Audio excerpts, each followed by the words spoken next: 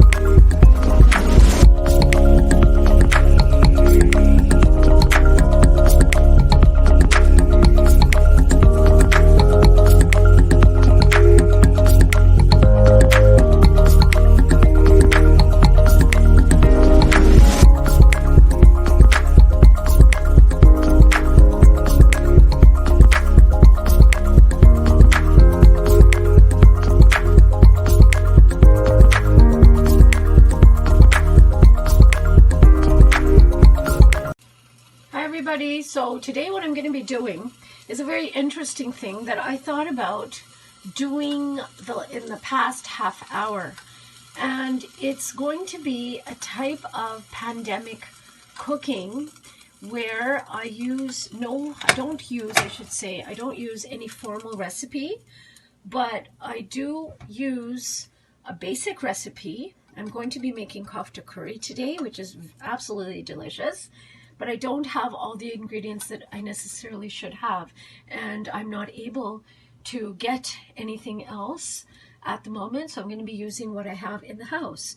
And so this is why I call it pandemic cooking. It's basically cooking something you want to cook, what you want to have, but not necessarily using a set recipe, but using doing a sort of a creative cooking where you use similar ingredients that you have on hand.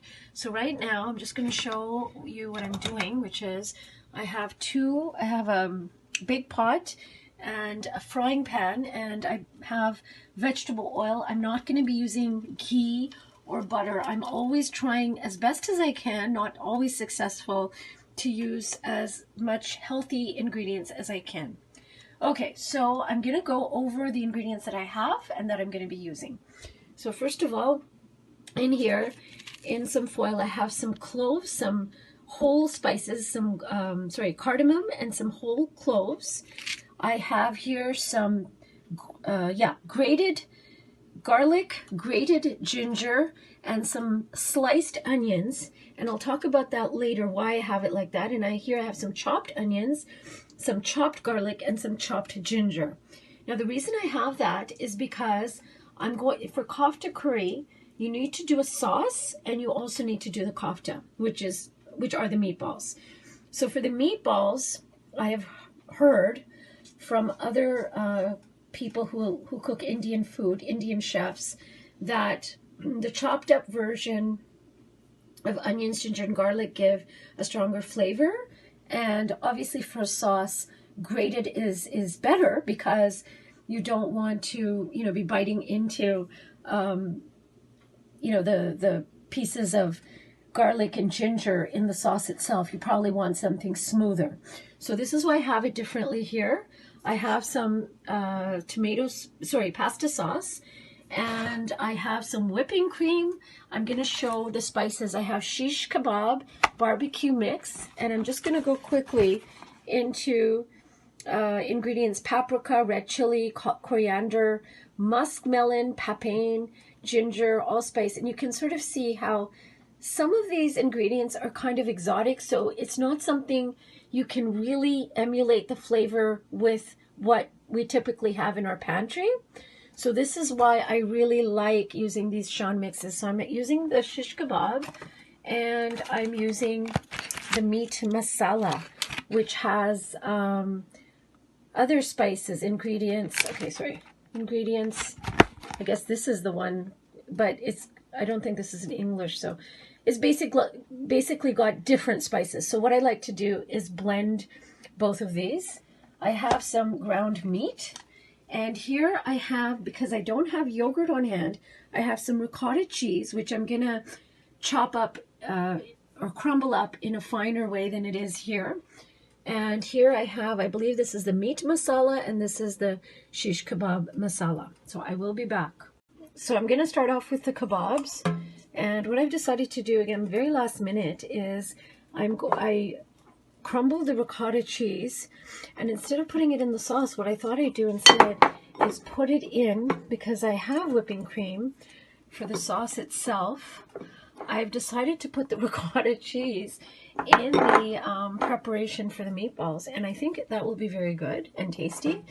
And I'm putting the two different masalas in, and I am going to put in the ingredients that are chopped chopped garlic, onions, and ginger.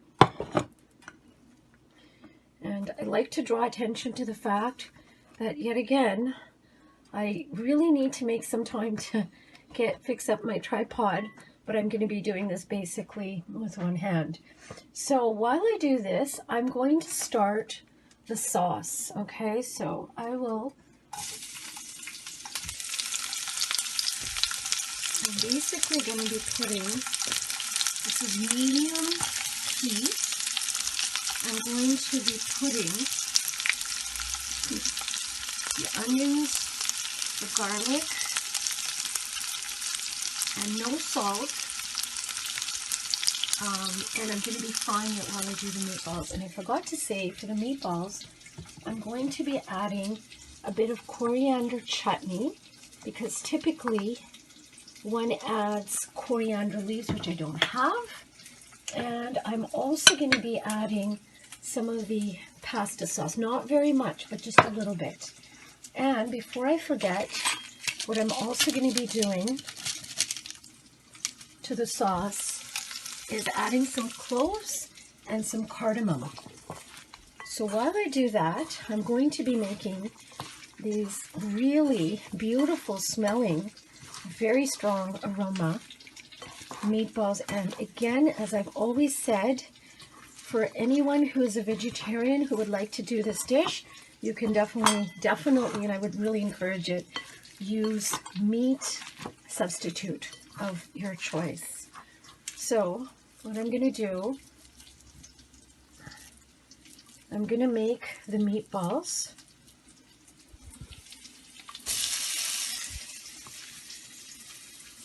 And I will continue making the meatballs, and I will be watching the onions and the rest of that, the sauce ingredients, fry up before.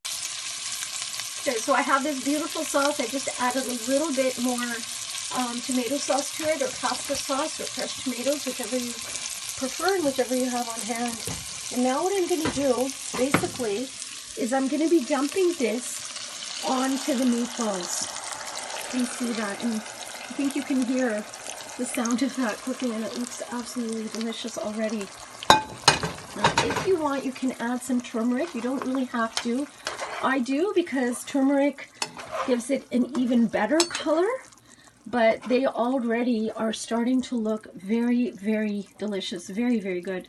So all I will be doing is adding a little bit of water, and that's pretty much it.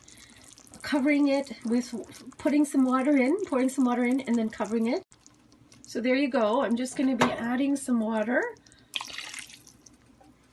and actually a little bit more, So I will put this on medium heat, medium to medium high heat, and let it simmer for about half an hour or until the meatballs are cooked through, and then I will be back. Everybody, so while I wait for the cooking to finish, can anybody guess what I'm doing? Probably not. I have a beautiful box that I got actually a while ago from Michael's, and I have some pieces of paper, and tomorrow's New Year's Eve. So what I'm doing is something called a gratitude box, and what it is, I'm just going to show what I'm doing, but I'm going to do it starting the new year. So I'm writing the words friends. So for me, that's something in my life that I'm extremely grateful for. And the idea of this, you can do it many different ways, whatever way you choose. But every day of the year, I will take something that I'm very grateful for having, and I will write it on a piece of paper. I don't have a jar. You're supposed to use a jar, but this is good enough for me. Enjoy the little things in life, it says. And I will put it in here, and then come the next year, I will open it and see the things that I'm grateful for. And I think this is a lovely, lovely thing to do. Certainly part of joyful living. So I thought I'd share this beautiful idea with you guys on the eve of New Year's Eve. Okay, thank you so much, and I will be back to see how dinner is coming along. Some energy. Yeah, just...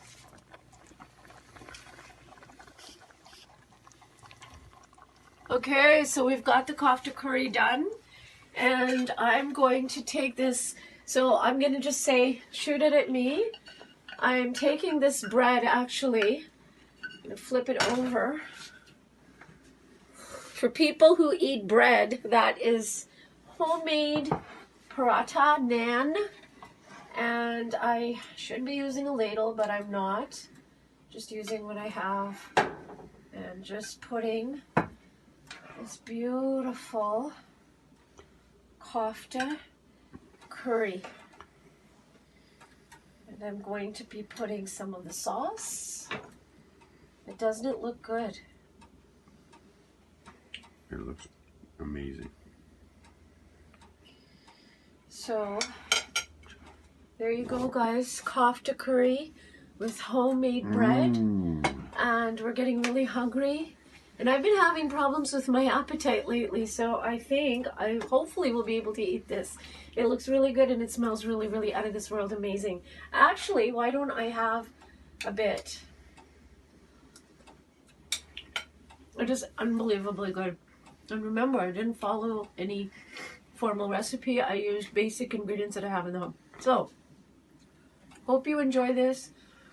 Hope you incorporate the kind of cooking I showed, which is creatively use what you have in your pantry, what you have at home during this pandemic, when we can't keep rushing out and getting groceries as easily as we did before, and obviously the public health concern doing that. So I did spill. So guys, I hope you enjoyed this episode and the new kind of cooking that I showed, or I tried to show. So anyways, have very, very happy New Year. Let's hope that the year to come is a better one than 2020. Less challenging, more pleasurable, more enjoyable, and better in every way. Thank God for the vaccine. Yes, thank God for the vaccine. Things are improving. There's a lot of reason to hope and to feel hopeful. So here is to 2021, and let it be a great, great year for us all. Stay well, stay blessed, and stay safe. Take care.